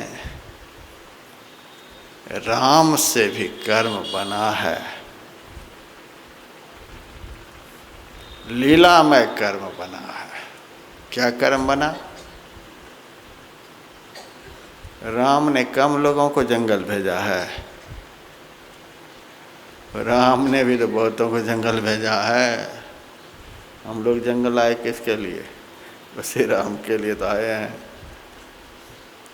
कितने राजे महाराजे राजपद को छोड़ करके जंगल गए, कितने साधु महात्मा सब कुछ छोड़कर जंगल गए। किसके लिए गए? राम के लिए गए। यदि घर में ही दर्शन हो जाता, राज में ही दर्शन हो जाता, तो काहे के लिए कोई जंगल जाते? उन्होंने अरबों खरबों लोगों को जंगल भेजा है, इसीलिए अब उनको भी जंगल माना पड़ा। यही कर्म फल बना उनसे। हम यदि कई की जगह पर होते तो आजीवन कारावास देते। हम लोगों को सब दिन के लिए जंगली बना दिया, अपना 14 साल क्यों रहेंगे? वो भी सब दिन अब जंगल में रहे। कितने साधु महात्मा राम के कारण ही तो जंगल गए। यदि घर में दर्शन हो जाता परिवार में, तो सब घर परिवार में मौज उड़ाते रहते, काहे के लिए जंगल जाते? राम के कारण कितने जंगल गए। वे कारण सारे के सारे इकट्ठे होकर के राम को भी जंगल में पहुंचा दिया। भगत भूमि भूसुर सुरभि, सुरहित लाग कृपाल, करत चरित धरि मनुज तनु, सुनत मिटहि जग जाल। निषादराज, ये राम जो इस जंगल में आए हैं, अब पत्ते पर सोए हैं। भगत भूमि भूसुर सुरभि, यहाँ भक्त का अर्थ है संत, संत के लिए। धरती माता के लिए, ब्राह्मण के लिए और गौ माता के लिए, देवताओं के लिए, सुरहित लाग कृपाल, इन सब के लिए भगवान ने यह लीला की है। यह उनकी लीला है। घास के पत्ते पर सोए हैं तो भगवान को कष्ट हो रहा है। क्या देख रहा है? तो भगवान को कष्ट हो रहा है। भगवान को यदि कष्ट हो जाए तो भगवान की भक्ति करके किसी को जीवन में सुख नहीं मिले। जिनका नाम लेने मात्र से, जिनका चिंतन करने मात्र से जन्म जन्म का दुख खत्म हो जाता है, उस राम के लिए कह रहे हो ये कष्ट में है, सीता जी कष्ट में है, यह उनकी लीला है। राम का दर्शन जीवन में किसी को हो जाए, सीता की प्राप्ति जीवन में हो जाए, तो घास के पत्ते पर भी उनको वह आनंद प्राप्त होता है जो आनंद ब्रह्मा जी को ब्रह्मलोक में नहीं मिल सकता। राम को तो मनुष्य समझता है, बड़े कष्ट में पत्ते की सज्जा पर लेटे हुए, राम ब्रह्म परमारथ रूपा, अविगत अकथ अनादि अनुपा, सकल विकार रहित गत भेदा, कही नित नेति निरूपह वेदा। ये उनकी लीला है, लीला कर रहे हैं।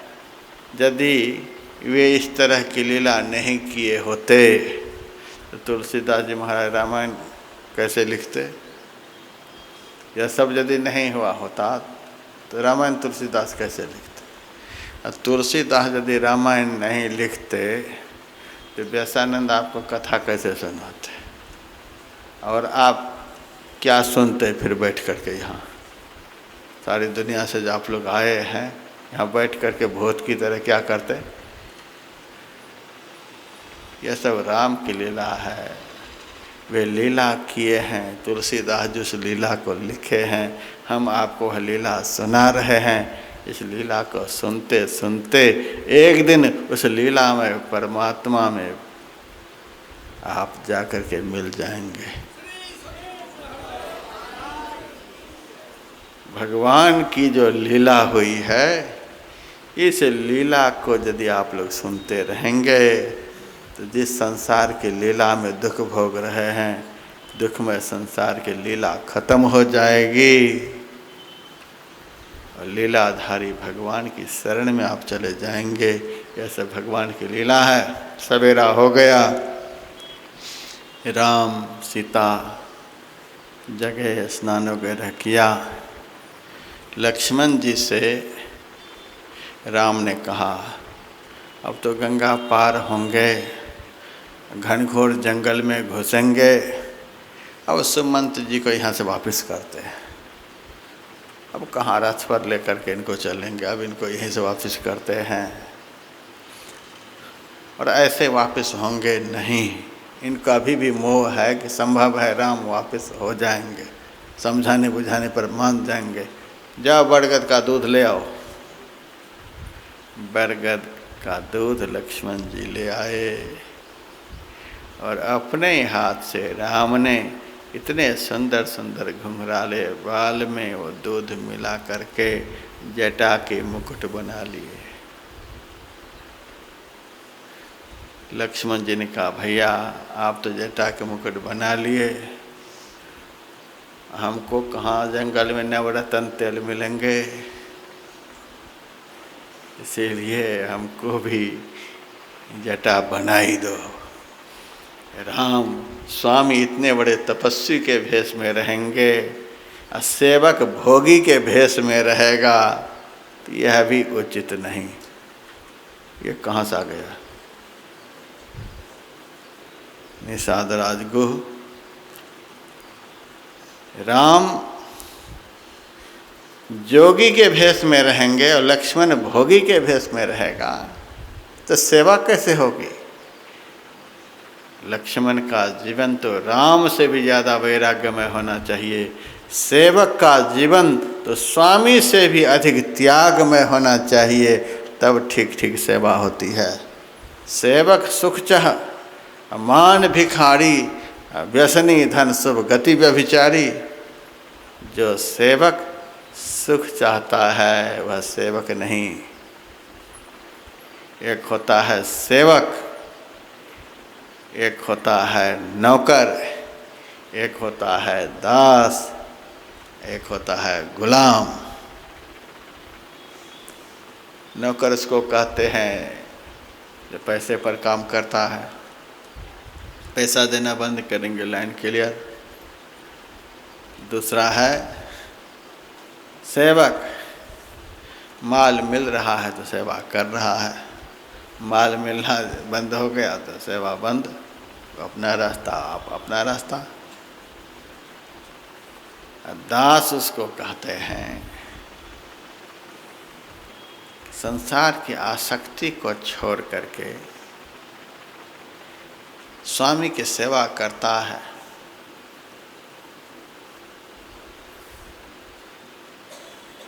लेकिन वह खाता भी है, समय होता है तो स्वामी को खिलाकर खाता भी है, स्वामी को सुला करके सोता भी है, स्वामी को विश्राम में पहुंचा करके अपना बैठता भी है, खुद भी विश्राम करता है, स्वामी की सेवा भी करता है और अपने शरीर की भी रक्षा करता है।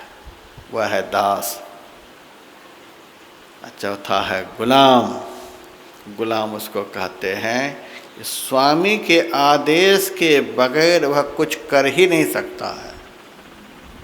स्वामी जब कहेगा बैठो तब बैठेगा, स्वामी जब कहेगा चलो तब वह चलेगा, स्वामी जब आदेश देगा तब वह खाएगा, स्वामी जब आदेश देगा तब वह सोएगा। इसको कहते हैं गुलाम।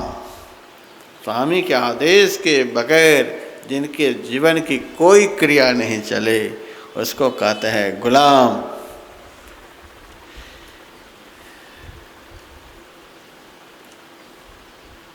भजन आप सुनते हैं, गायक जिसे एक दिन सुनाया था, मैं तो गिरधर के घर जाऊं।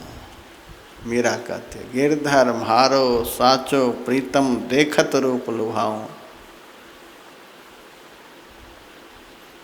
जहाँ बिठावे तितही बैठूं, बेचे तो बिक जाऊं। मीरा कहे प्रभु गिरधर नागर बार बार बल जाऊं। आने के लिए कहेंगे तो आ जाऊंगी, जाने के लिए कहेंगे चली जाऊंगी, बैठने के लिए कहेंगे बैठ जाऊंगी। यहाँ तक मीरा कहते बेचे तो बिक जाऊं। यदि माधव किसी के हाथ में मुझे बेचना भी चाहेंगे तो मैं बिक जाऊंगी, मना नहीं करूंगी कि आप बेच क्यों रहे हो, क्योंकि हम गुलाम हैं। इस प्रकार से जो स्वामी का गुलाम बन करके रहता है तो एक दिन वही गुलाम सेवक की गुलामी में स्वामी आ जाता है। स्वामी को भी वह एक दिन गुलाम बना लेता है। उनके आदेश के बगैर स्वामी कुछ कर नहीं सकता। लोग मेरे से कहते महाराज इतने साल हो गए कहाँ दर्शन हुआ, कहाँ गुरु महाराज आए। गुरु महाराज गुलाम हैं, बुलाए और आ गए। हमको गुलाम बन करके रहना है। जिस दिन दर्शन हो जाएगा उस दिन वे हमारे गुलाम हो जाएंगे। तब हम जब कहेंगे तो आ जाएंगे, जब हम कहेंगे तब तैयार मिलेंगे। लेकिन जब तक ऐसा नहीं हुआ है तब तक हमें उनका गुलाम बन करके रहना है। महाराज हमको भी जटा बना दो, जटा बना दिए भगवान ने अपने हाथ से लक्ष्मण को। राम लक्ष्मण को जटा की मुकुट देख करके सुमंत जी के मन में यह पक्का हो गया अब राम वापस होने वाले नहीं। तब दशरथ जी की बात सुनाते हैं कि राम चलते समय महाराज दशरथ ने कहा था कि 4-5 दिन जंगल घुमा फिरा करके राम लक्ष्मण को वापस ले आना। महाराज आप तो जटा के मुकुट बना रहे हो। राम ने बहुत तरह से समझाया कि आप हमारे पिता के समान हैं। हमारे पिता का जन्म ऐसे वंश में हुआ है जिस वंश के महाराजा ने सत्य की रक्षा के लिए डोम के घर अपने को बेच दिया है। शिवी ने धर्म के हाथ में अपने को बेच दिया है। ऐसे सत्य रक्षक वंश में मेरा जन्म हुआ है। मेरे चलते यदि पिता के सत्य खत्म हो गए तो मुझ पुत्र के कीर्ति पर कलंक लग जाएंगे, यह वंश कलंकित हो जाएगा। जिस पिता ने अपने सत्य की रक्षा के लिए मेरे जैसे पुत्र का त्याग कर दिया, उस पिता के सत्य की रक्षा करनी हमारा धर्म बनता है। इसलिए जाकर के आप समझाना कि सत्य का पालन करो। जो सत्य पर चलते हैं संसार में उसी की कीर्ति होती है। सत्य का जो परित्याग कर देते हैं कीर्ति कलंकित हो जाती है। कलंकित कीर्ति वाले 100 कल्प भी संसार में जीते रहेंगे, उनका जीना व्यर्थ है। और कीर्तिमान जीवन शरीर नहीं रहने पर भी जीवित रहने के जैसा है। कीर्ति यस्त स्व जीवति, संसार में वही जीवित है जिनकी कीर्ति है। इसलिए आप पिताजी को समझाइएगा। उस समय लक्ष्मण जी थोड़ा भड़क करके बोले थे, वाल्मीकि रामायण में बहुत कुछ लिखा हुआ है, लेकिन तुलसीदास जी महाराज ने बड़ा हिसाब किताब से रामायण को लिखा है। वाल्मीकि जी को क्या लेना देना, साफ साफ लिख दिया। अभी औरतों की तरह रोते हैं, जिस समय औरत की बात पर पिता होकर के भी ऐसे पुत्र को वन भेज दिए, ऐसे कामी विषयी पिता का तो वध कर देना चाहिए था, लेकिन राम के चलते मैंने कुछ कहा नहीं। अब रो रहे हैं, लौटाने की बात कर रहे हैं, उस समय पत्नी की बात मान करके इतना बड़ा अनर्थ कर डाले हैं।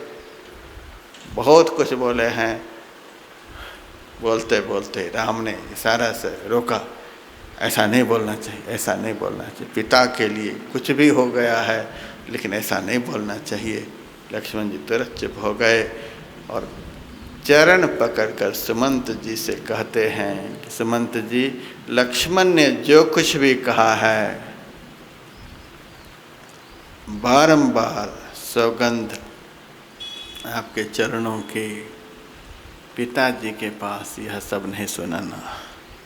पहले से पिताजी बड़े कष्ट में है, दुख में है, यह सब सुना दोगे और अधिक दुखी हो जाएंगे। लक्ष्मण की लड़काई, ये बालपन, ये बच्चे की हरकत मत पिताजी को सुनाना। पैर पकड़कर राम बारंबार कहते हैं, सीता मैया के लिए भी बारंबार आग्रह किया है, कम से कम सीता जी वापस हो जाएं। सीता जी कहती हैं, चंद्रमा की किरण भले ही चंद्रमा को छोड़कर अलग हो जाए,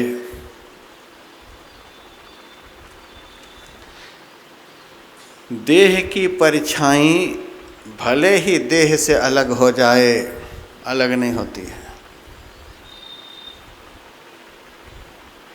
मेहंदी की लाली भले ही मेहंदी से अलग हो जाए, आग का ताप भले ही आग से अलग हो जाए, बर्फ़ की शीतलता भले ही बर्फ़ से अलग हो जाए, जबकि अलग नहीं होते हैं।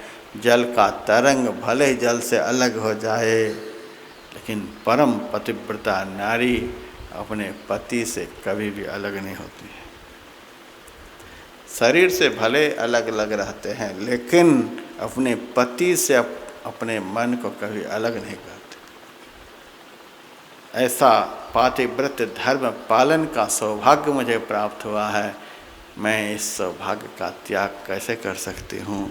बार बार चरणों में निहोरा करती हूँ, आप पिता तुल्य हो, महाराज को समझाना पातिव्रत धर्म कैसा होता है। सीता, राम, लक्ष्मण बहुत तरह से समझाया बुझाया और कहा, आप जल्दी से जाओ, पिताजी को समझाते रहना, जिस तरह से हमारे पिताजी प्रसन्न रहें, आनंदित रहें, उस तरह का उपदेश आप करते रहना। हाथ जोड़ करके सुमंत जी को रथ पर बैठने का आदेश दिया। और सुमंत जी तो अत्यंत व्याकुल हो गए, रथ पर बैठना नहीं चाहते हैं। निषाद राजगुह ने देखा कि सुमंत जी जाने की स्थिति में नहीं है, ऐसी हालत में इनको हम रथ पर बिठा देंगे, कहाँ से कहाँ लेकर के रथ को चले जाएंगे। तो अपने 4 सेवकों को बुलाया जो रथ चलाने के लिए जानता था, और कहा कि तुम बैठो। सुमंत जी को बिठाया और कहा, इनको अयोध्या पहुँचा करके आओ। रथ लेकर के निषाद चला है। घोड़ा तो उधर जाने के लिए तैयार ही नहीं, अयोध्या की तरफ जाने के लिए घोड़ा तैयार नहीं। राम की तरफ देख देख करके घोड़ा हिनहिनाता है।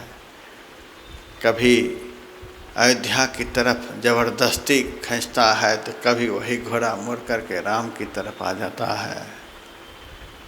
कि अयोध्या के पशु में भी राम के प्रति कितना प्रेम है। हम लोग मनुष्य हैं तो भी इतना प्रेम नहीं। बहुत दिन पहले की बात है, बिहार प्रांत में मैं सत्संग के लिए एक देहात गांव में जा रहा था। तो ट्रेन से उतरकर तांगा गाड़ी से, घोड़े वाली गाड़ी से हमें उस गांव में जाना था। उस समय ऐसी ही व्यवस्था थी देहात में जाने के लिए। उस समय की सरकार ऐसी थी कि सड़क भी गड्ढा में सड़क है कि सड़क में गड्ढा है, कुछ पता ही नहीं चलता था। तो ऐसी सड़क पर तांगा गाड़ी से जाना होता था। तांगा गाड़ी पर मैं बैठा, मेरे साथ 2 ब्रह्मचारी और था, लेकर के चला। जिस गांव में जाना था उस गांव तक पहुंचते पहुंचते 3 घंटे लगे। कहता था महाराज ये बसंती घोड़ा है, बहुत तेज भागता है। और 3 घंटा लगा दिया 6 किलोमीटर में। ऐसी सड़क थी। फिर मैंने उनसे कहा देखो 2 दिनों के बाद फिर हमको वापस आना है इसी रास्ते से, तुम इस वक्त तांगा गाड़ी को लेकर के यहाँ रहना और जो पैसा लोगे दे दूंगा, वापस लेके चलना। ठीक है महाराज, आ जाऊंगा। 2 दिन के बाद फिर वहाँ आ गया, समय पर था। तीनों बैठ गए, वही घोड़ा वही तांगा। 1.5 घंटा में हमको उन्होंने स्टेशन पहुंचा दिया।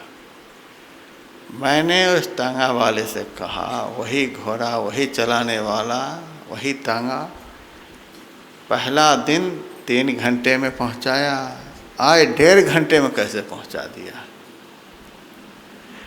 तब वह कहता है महाराज इस घोड़ा का घर जहाँ आप स्टेशन से उतरे थे वहीं पर है, वहीं सब दिन रहा है। घोड़ा का घर वहाँ है। घोड़ा जानता है कि हमारा घर यहाँ है। घर के विपरीत दिशा में मैं चला रहा था इसको, इसीलिए विपरीत दिशा में ये धीमी चाल में, यद्यपि ये घोड़ा बहुत तेज चलता है लेकिन विपरीत दिशा में लेकर के जा रहा था, बड़ी धीमी गति में, बड़ी धीमी गति में। और आज ये अपने घर की तरफ चला है। ये घर मुहा घोड़ा है। घर मुहा घोड़ा तेज गति से चलता है, सड़क भले जैसी तैसी लेकिन अपने घर की तरफ भाग रहे हैं, अंधाधुंध भागता है, इसीलिए आधे समय में पहुंचा दिया। तब मैं समझ गया ये घोड़ा भी घर मुहा होता है, अपने घर की तरफ तेज गति से भागता है। अयोध्या का घोड़ा कैसा, वो समझता है कि अयोध्या मेरा घर नहीं, मेरा घर तो राम है। अयोध्या की तरफ नहीं जाना चाहता, जहाँ जन्म है उस तरफ नहीं।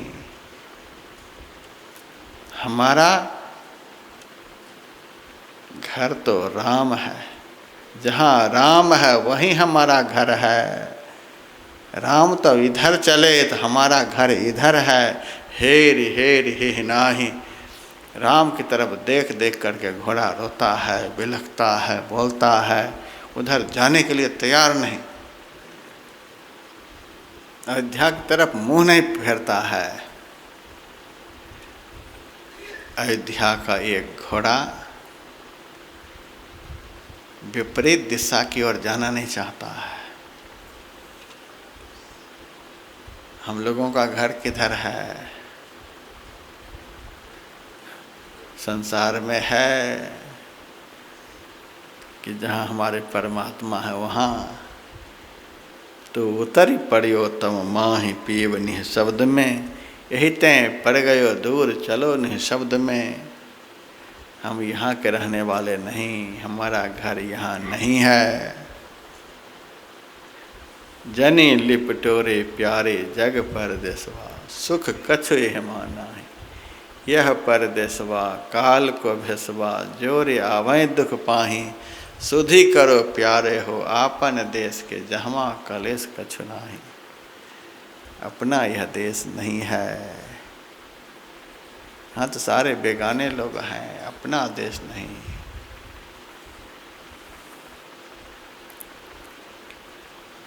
इसीलिए हमको संसार में सुख नहीं मिल रहा है।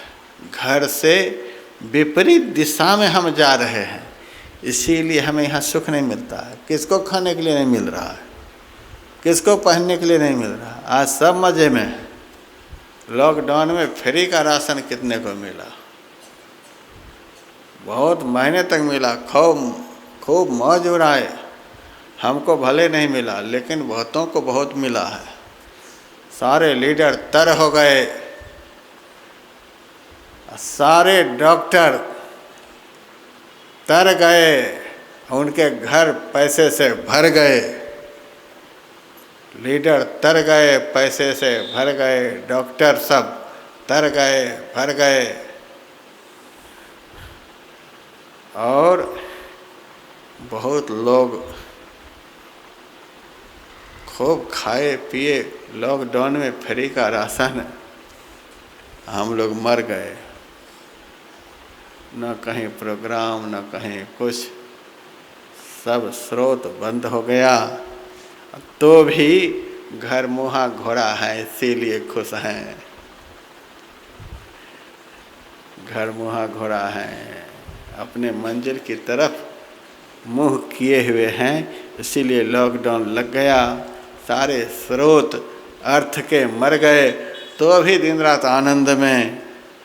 संसार के लोगों को देखिए, हाय हाय हाय हाय, विपरीत दिशा में, घर के विपरीत दिशा में कितना भी चलोगे, कितना भी चलोगे, सुखी नहीं होगे।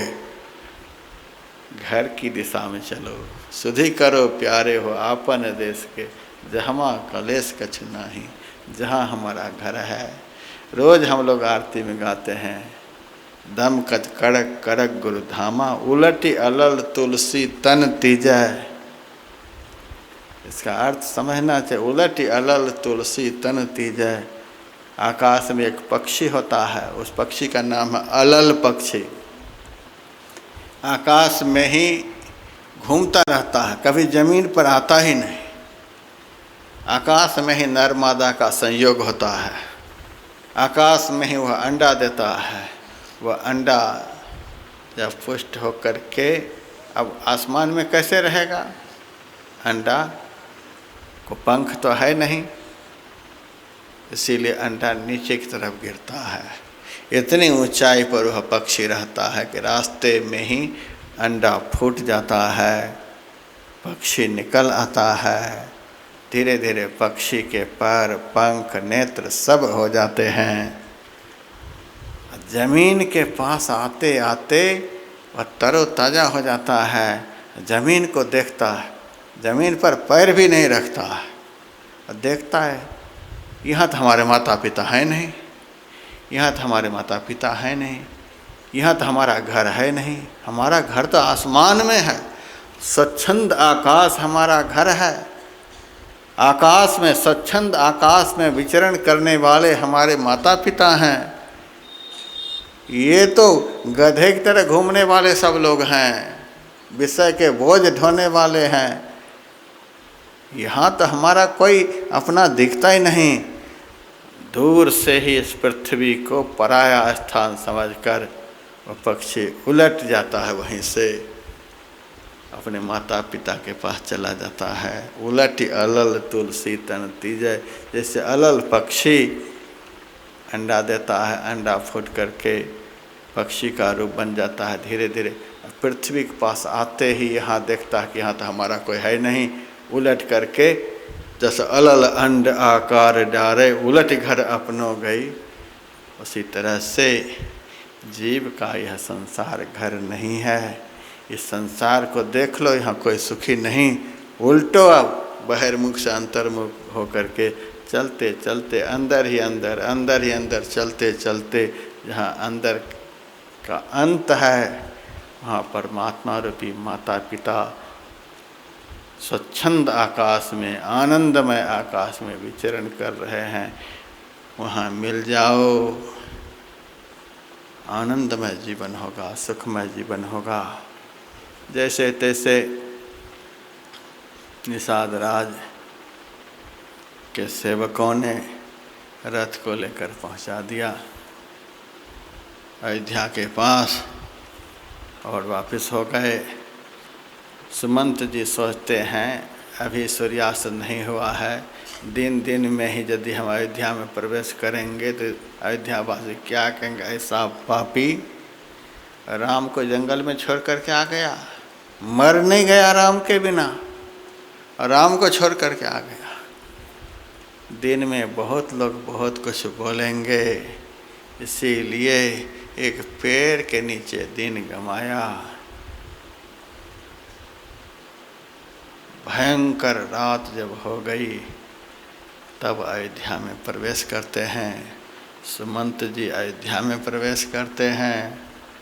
भगवान श्री राम अब जंगल में प्रवेश करना चाहते हैं। अभी जंगल में घुसे नहीं हैं, और जब गंगा पार करेंगे तब जंगल का रास्ता है। तो गंगा पार करने में भगवान राम को कम से कम 1 घंटा लगेगा। वह केवट का प्रसंग कल आप लोगों को सुनाया जाएगा। कम से कम घंटा लगेगा। 10 से ऊपर हो गया, चूहा भी कूदता ही होगा। इसीलिए यहीं कथा को विराम देते हैं। अब गायक जी से एक भजन सुनिए और रामायण जी की आरती करिए, फिर अपने अपने निवास पर थोड़ी देर विश्राम करिए।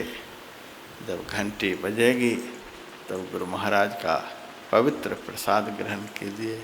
ओम शांति शांति।